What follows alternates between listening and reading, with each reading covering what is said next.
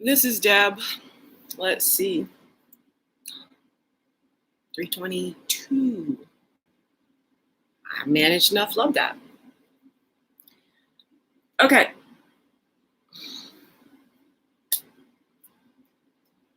Let me see.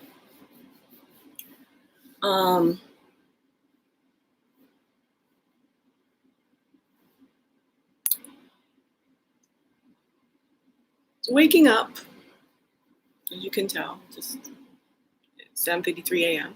PST. So, and actually a couple hours ago.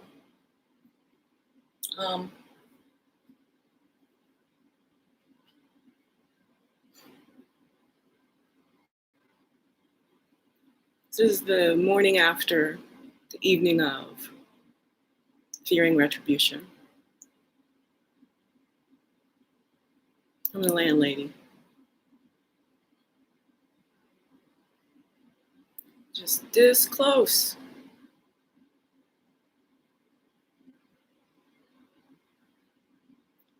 To an official nervous breakdown. Because I'm alone in the world. And working on this film for the world. So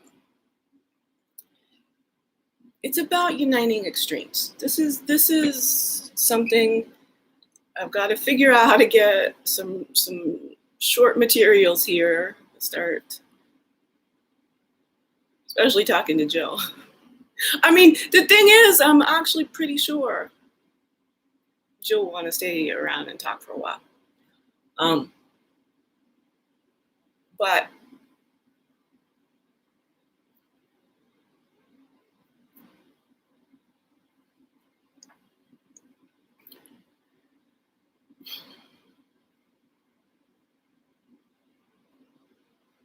so this is what my mental life used to be like.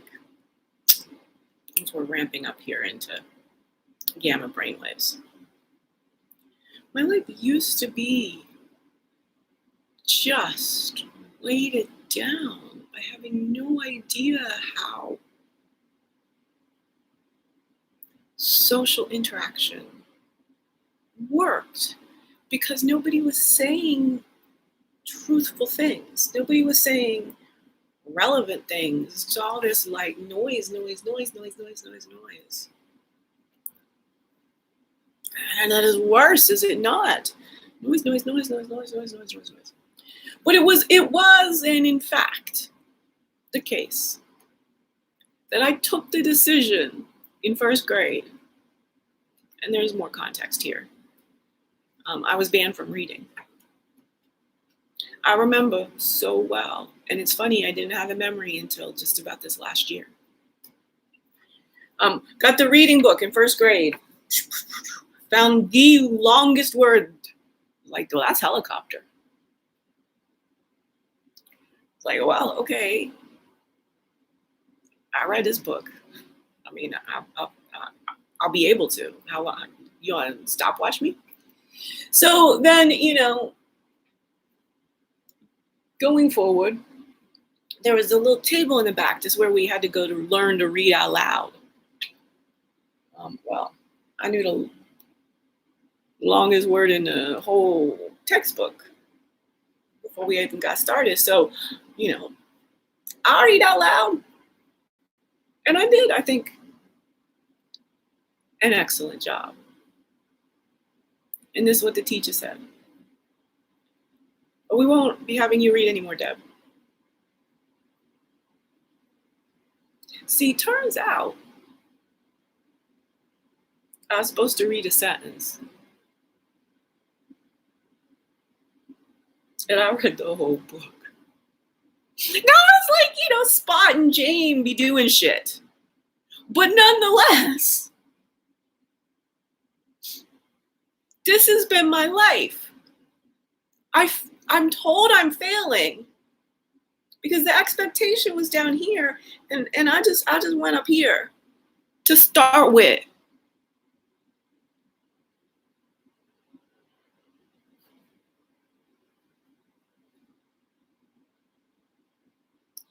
I am days from homelessness because the degree of difficulty and the degree of truth. I cannot communicate untruthfully, y'all. I mean, actually, I do. But that was an adaptation. You know, it's always, and again, about truth, like the meanings of words have to mean something. And it was, again, after the context of being told I couldn't read out loud, I started really paying attention. Didn't make any sense. And my mom was always saying, might as well. And that was the one word. There was a lot more, you know. Might as well got me. That's not a word. So I took a decision later on in first grade to not talk. I was so excellent at it that nobody knew. I unrevoked the do not talk rule when I went to Carnegie Mellon. It could have something to do with why that's the most successful phase of my life. I don't know. But I would suggest it's about the intelligence of the environment I was in. My whole life has been a barren because I didn't have smart enough people around me apart from the Black community at Carnegie Mellon. That's why, now that I'm saving my life, reversing brain dysfunction, losing 150 plus pounds, 50 months after 1050. You gotta love the alliteration of that, right? Because it is also the truth. But being that I'm preparing the stage show of, you know, my shisha pelling and everything, because that can happen. You know, I don't know how long it's going to take to get Londolozi into production on the screens. But I can Zoom with Dave Chappelle right now. Now, I would like to know a little ahead of time. Would I be able to know a little ahead of time? I mean, you know, girl could actually wash her face. I don't know. I do much more than that, to be quite frank. We're going to try and be pretty well known for minimal hair and makeup shenanigans. Although every now and again, having our shenanigans out.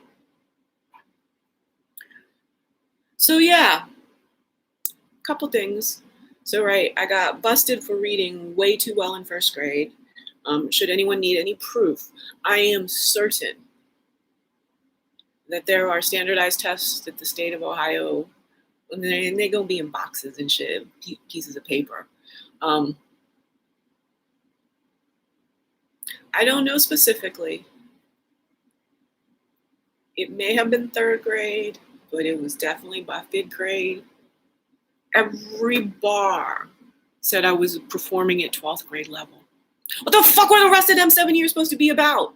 And again, this is going on a stage show, is this whole situation where every adult is going around bullying each other on the internet. Write it at a fifth grade level. Again, why we need 7 more years of English?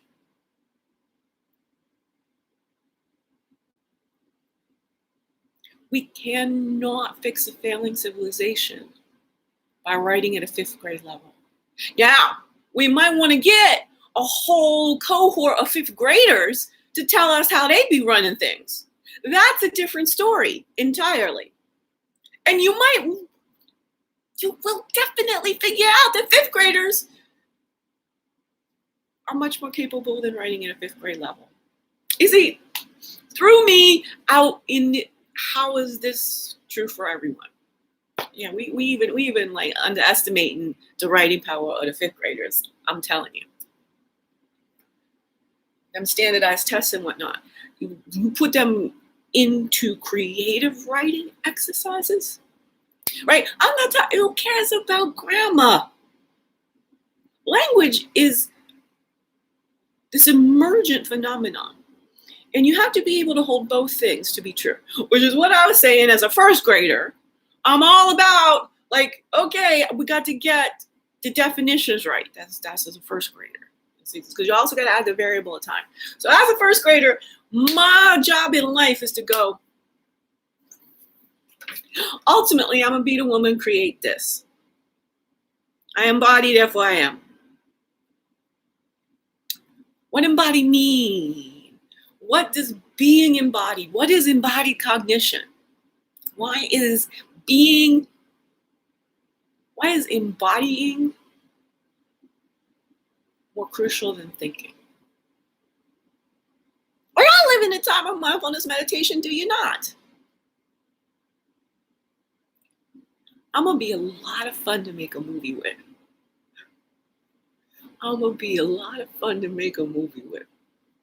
That's because, let me tell you who my mentor is, Richard Shepard. I'm right now, factually, streaming the DVD of The Matador. Pierce Brosnan, Greg Kinnear. The director, Richard Shepard, had been doing lots of indies, like $25,000 movies. I think actually the budget he said was $250,000, but I'm a storyteller.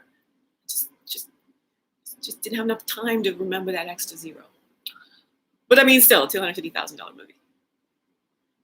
I'm asking for a check.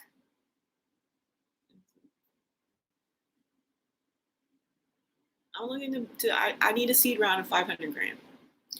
Way I see it is 300 for the hashtag Redheaded She-Hulk annual salary while I go out and get my Chappelle money, and 200,000 just to set up the Wellbeing Philosophy Institute. Okay, so Richard Shepard wrote this script, like I created my treatment, and was just trying to get a job with Pierce Brosnan's production company, and ends up like this is his first movie and all this stuff. It's just fascinating, and the commentary with Pierce and Greg, that is one of the foundational stepping stones to me being in my first production meeting with myself about Londolozi. Okay, it's 12 minutes. I'm all warmed up. What we wanted to talk about today is the theme of Londolozi is uniting extremes. And if I could multitask, if I could put this on a Canva, but we'll talk it out, then I can listen and pause myself when I took it out. That's the whole point of this. So,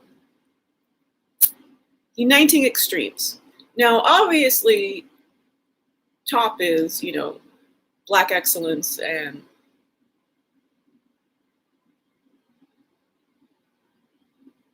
white trash. The parallels between extremes. So, and in my case, I don't think we'll ever actually. It's just going to be Black excellence. You have to understand what the other extreme of that is, which is what we're fighting. It's the invisible foe, white trashness. Then there's the sort of health story, which is about bleeding edge versus ancestral healing, and how this is relatively useless without this. And what I'm trying to say is, yeah, you can get surgery, you're in a car accident and surgery, and they repair your leg. But you gotta have rehab. You gotta have quality of life. You've gotta have movement training. You've got to have natural ways to subdue the pain that aren't medically addictive. You need to not go bankrupt.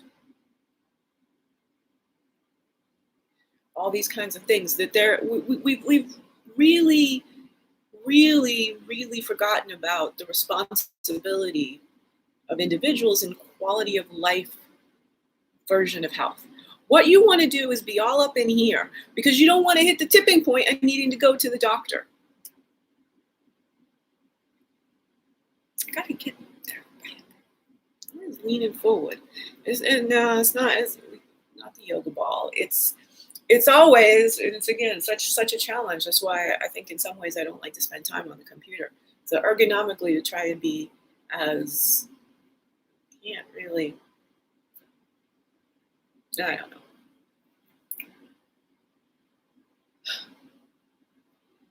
So uniting extremes via creativity, that was sort of the next level that came up. Uniting extremes is good enough for the whole visual. So, hair, makeup, wardrobe, set design.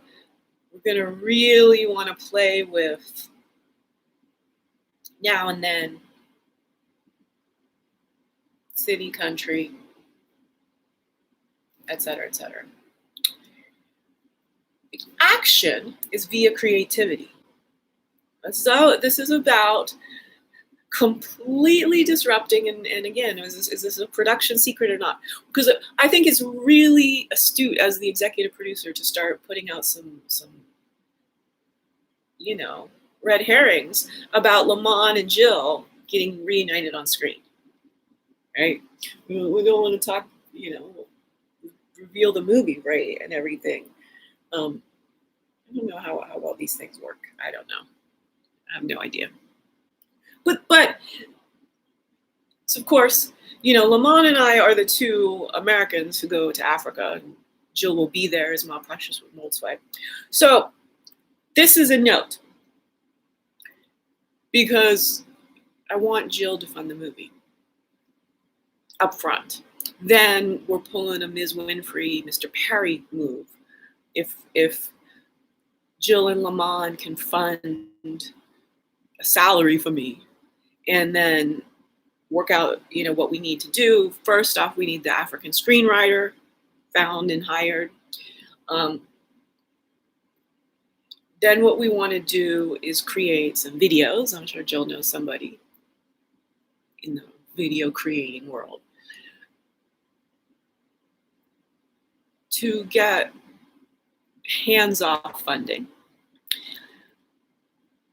And what the first hands-off funding is, I'm surprised I just called it that, but it's actually true. It's more like I need permission, but that's hands-off funding. So we need to up my video production and splice in a little bit of my original pitch to the Vardy family, to Boyd and Braun Vardy, to be able to use the name Londolozi, to get buy-in and to get me a production office on site. So I will figure out how to go and be at Londolozi for months at a time.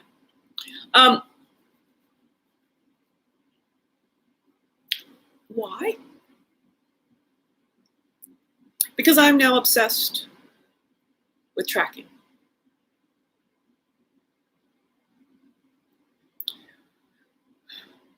Boyd was on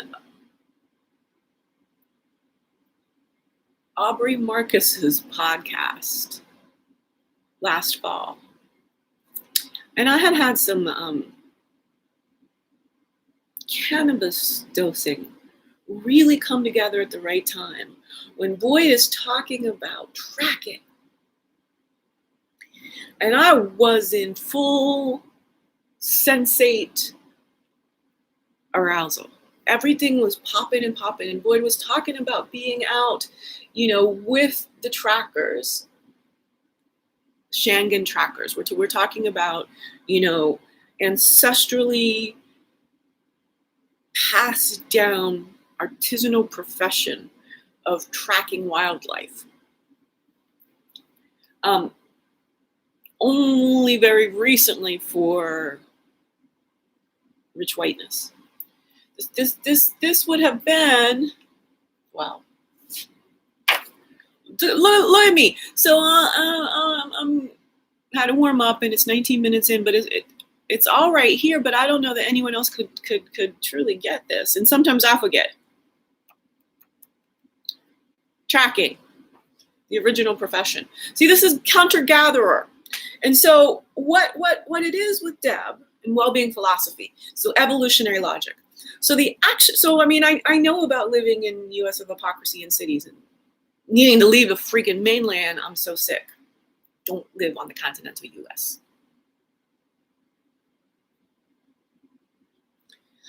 So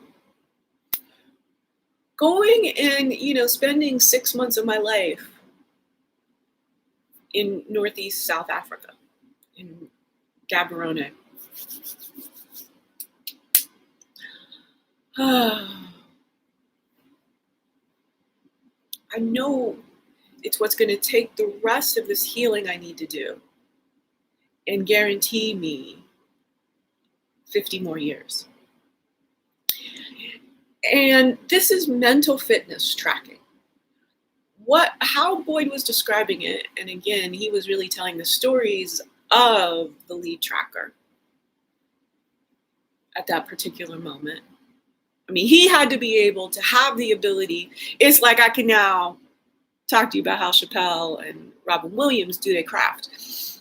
I'm not them. I'm not saying I'm going to imitate them, but I'm saying they will see my process as recognizable. Because again, Chappelle was a child. He was in high school on the stage, and Robin Williams also got a career early in life. Like they couldn't not be, the brain was in that. You got to see the YouTube I did about African mechanics. I'm thinking of, JLB Matakodi from Number One Ladies Detective Agency. I'm thinking about the character as a mechanic. It's just layers and layers and layers. But what I do is I explain how brainwaves work via old Landy, which I call Landy's because that's what Boyd did in Cathedral of the Wild. So here we are again. It's really supposed to be me notating to myself. I'm having a blast. I'm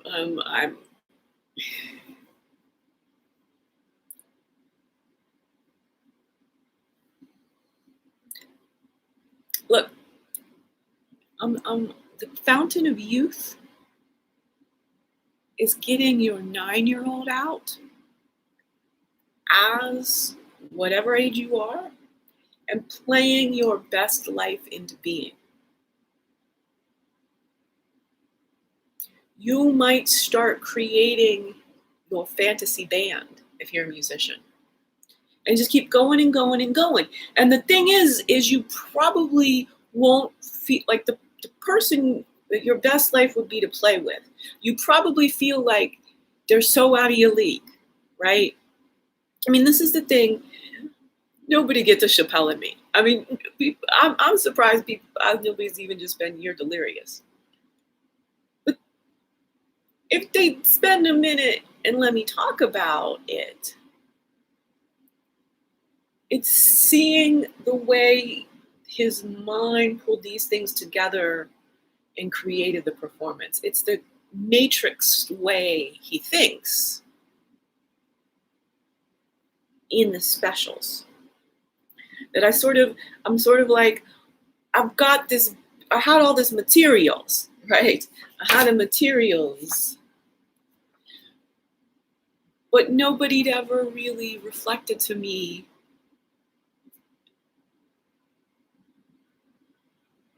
the art form of stand-up philosophy. Because let's not get it twisted. Dave Chappelle is a philosopher. That's what this is about.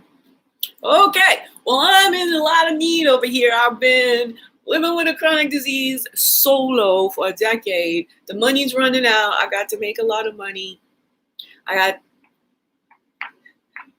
the note cards to get approved into the stand-up guild. I spent a month, the month of January 2021, apprenticing myself to Eddie Izzard while she ran on a treadmill 6.5 hours a day. I most certainly spent my whole life trying to become a stand-up philosopher. So I should be getting some 7-figure deals to put in the funding alongside Lamont and Jill. That's how I'm tracking. I'm huntering and gathering. I'm huntering and gathering, y'all. Hunting and gathering, y'all. Creating our own right livelihoods.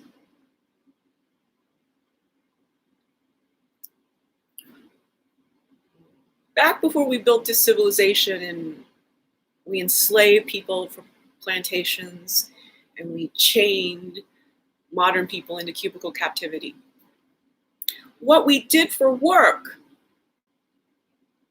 as hunters and gatherers was keep our bodies in shape, our minds well lubed. We would go from the extremes. This is the extreme. This is the other thing about the extreme is from rest. That's the one. That's what this is all about. That was the one point that didn't get rest to intense action. The human body is not a machine that you can set to certain RPMs and off it goes. The human body is built to function intensely and then rest, recharge, repair. Function intensely, rest. We are built to be at rest 80% of the time, active 20% of the time. So that activity, of course, is life-sustaining. We get our food, our firewood, find, the most strategically located camps, things like that. This would be people's work. It would be work that benefited the community, the tribe. This is what we would have been in smaller bands. Watch me go all Caesar Milan on your ass. Dog whisperer? I'm the people whisperer. I'm the Homo sapiens whisperer. Let's put it. That's much better. See, so here we are. This is a legacy. It's an NFT. Homo sapiens whisperer. I get this entity really well as a philosopher, as somebody who wants to talk about it theoretically.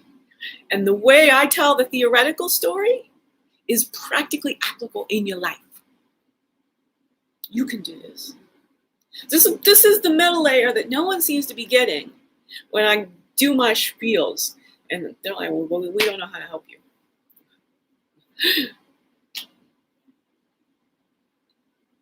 It's like, just absorb this. Start doing it in your own way. Start really playing with yourself to create your own best life. You got to see it in action, right? And you can pay me and I'll develop some seminars and I'll extract all this. But I'm certain, if I'm certain about anything, that humans learn best when we see a model. It's how we learned our first mother language. It was just people talked and we got it all. So there's this whole thing about grammar being really important. It's not. Every child that I know of so far is speaking their language way before they have any concept that there's a word grammar or that they're about to have to be diagramming sentences. Right? They should be dialoguing, not diagramming. That's what language is for. You can have your academicians study that shit. That's cool. But why do we need to make 7-year-old kids grammar Nazis? Grammar is fluid. Everything's fluid. So it's back again. It's the pivot. It can't be so chaotic that it's nonsense. So there's this real band, the uniting the extremes of language is that it certainly can't be completely rigid, nor can it be an utter free-for-all. Somewhere in there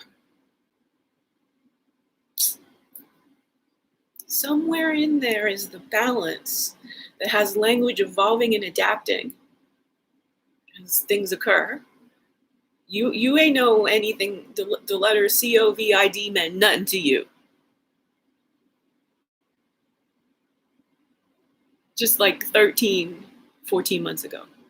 I mean, you somebody could have offered you $50,000 and you would not have been able to predict what them 5 letters was about to mean to your ass. So come on. Stick with me here. This is mental fitness. Going around and dialing things up. And yes, this is me having a self-production for the movie, making sure I get some of these key themes, and I do a little stage show here. So this is again, I'm mindfully creating a feature film starring me, Lamont Rucker, and Jill Scott. I'm documenting the process. Even if this is nothing but a story I get to tell.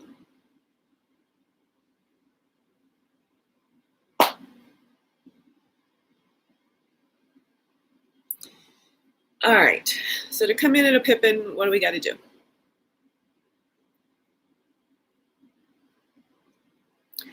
Rest and movement. Why I would like to spend 6 months at least,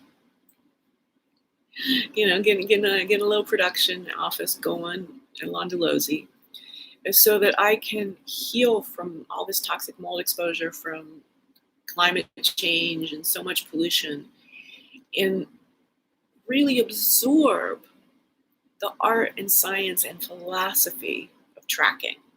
Because what that's going to do is infuse my evolutionary logic theories in well-being philosophy. This way that I have talking about Homo sapiens, Homo sapiens whisperer, I have a superpower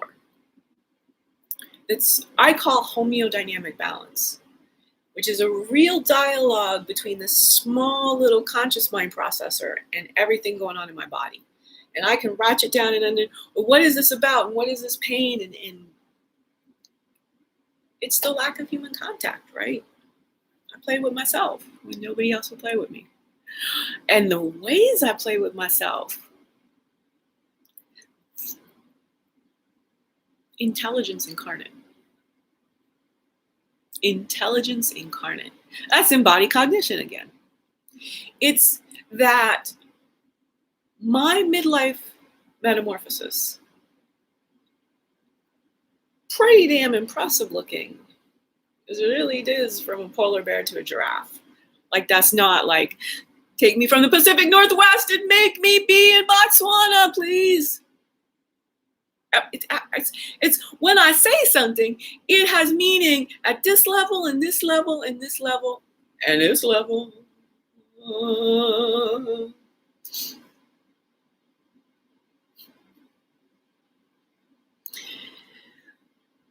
So, but in a very real way, colonialization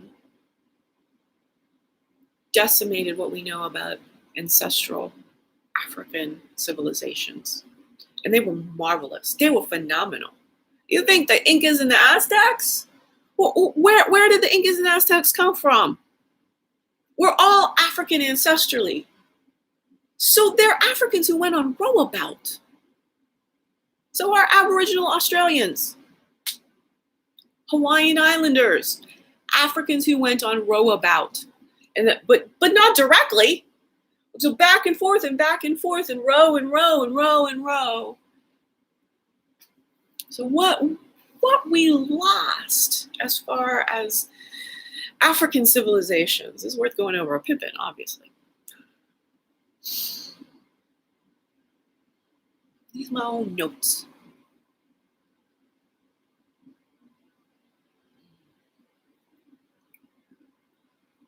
But damn it, if I had a video editor, splice some of this great stuff together,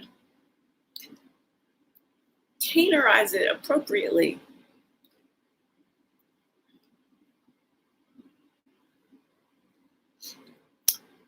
We learn language, we learn just about everything better through absorbing a master. It's really kind of crazy that we've lost apprenticeships and artisanal,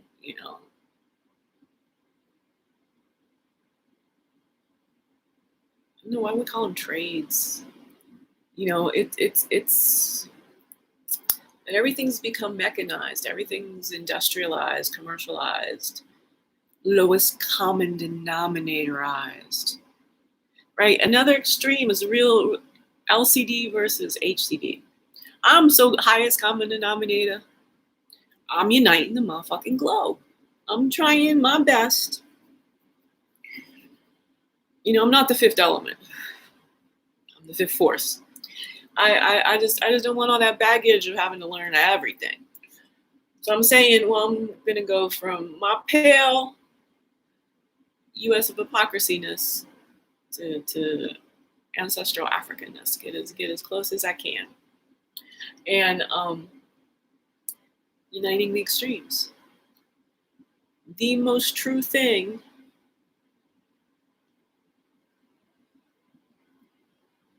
true in the sense of plumb, in the sense of balance, in the sense of equilibrium. Look at that. Look at that. Some percentage of you was ready to argue about true. You certainly was ready. You're like, you're talking about a median. What are you talking? This like, there's not even going to be one. Right. You're talking about a median. There's no actual, real, physical embodiment. But embodied intelligence, evolutionary intelligence, when not perverted, when not seen through a male sequestering lens, evolution loves when extremes unite. You take this palest person and this darkest person, and they fall in love. You've brought all the characteristics together in that next generation. What might occur? What could ensue?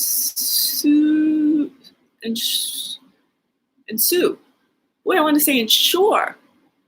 And you can tell I was really intrigued by the fact that I wanted to say ensue, but I kept trying to say ensure. Ensuing is ensuring.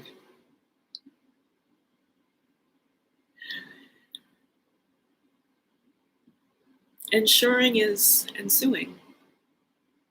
And now, mic drop, that's your Zen Nietzschean cone for the day.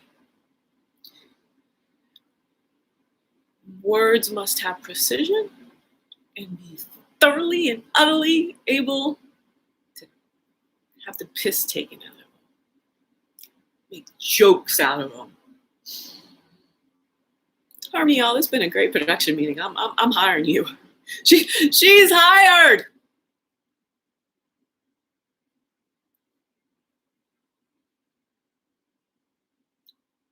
All improv. All improv. Like I said, I'm learning from Richard.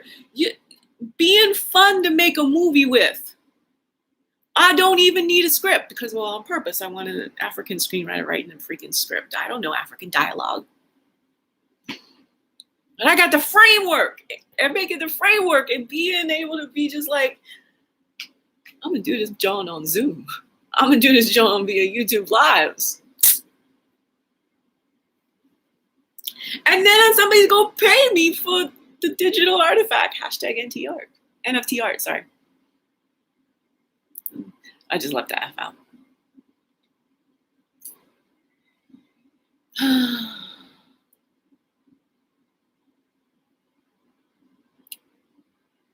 Have you ever seen what people do days before being homeless?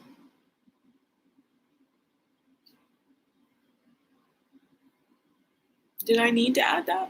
Will I cut it out at some point? is the truth. I think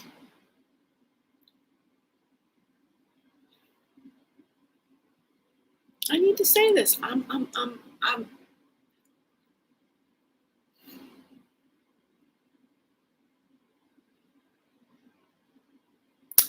as a philosopher, as somebody who can synthesize wisdom, integrative wisdom,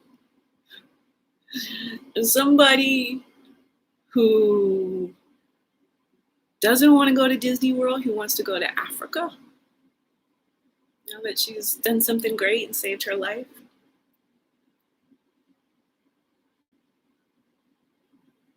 This is a human that deserves to not be ignored anymore.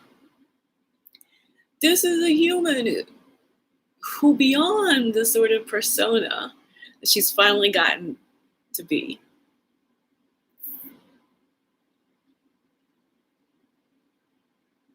I am this generation. She's Socrates. I am Einstein. I am able to use E = mc squared to start the expansion of consciousness. Theoretically explaining how everything ties together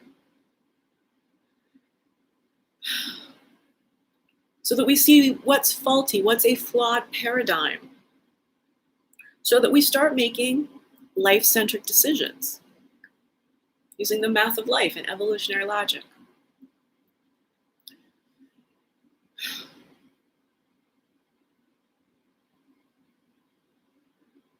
Every university across the globe is going to start having degree programs in bioelectricity.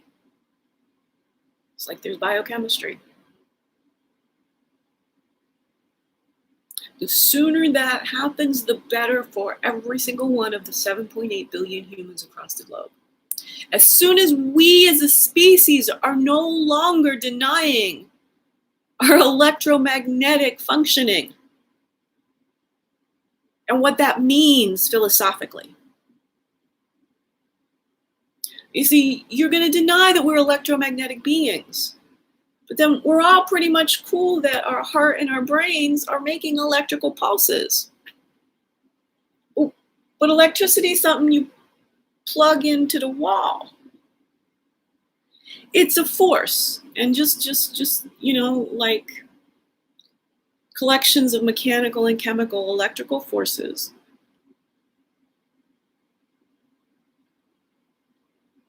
But I don't know what you do on the internet, but in my corner of the internet, biomechanics is huge. Biomechanics, posture, myofascial release,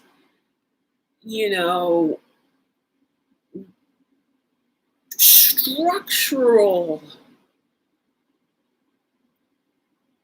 integrity is crucial for electrical conductivity. If your wires is crimped, then all of a sudden, no, I've stopped and I can actually feel, right? The tricep is seizing up, and this is happening and that is happening because I'm holding it. I'm using my muscles right now. But just think if again, remember that's what we used to have to do with phones, right? That's actually what I was just told you. I embody, therefore I am. Embodied cognition. I didn't know, but that was my phone shoulder. Now go around and look at a bunch of 70-year-old women. They got phone shoulders. This is an embodied genius over here. This shoulder. Shoulder did it. Deb didn't do it. That's embodies our bodies are our batteries. Okay, y'all? And if the batteries is dead, they're not recharged, your brain is going to be puttering, right? Flushing in and out. Well, that's the metaphor. All right, y'all. Harmony.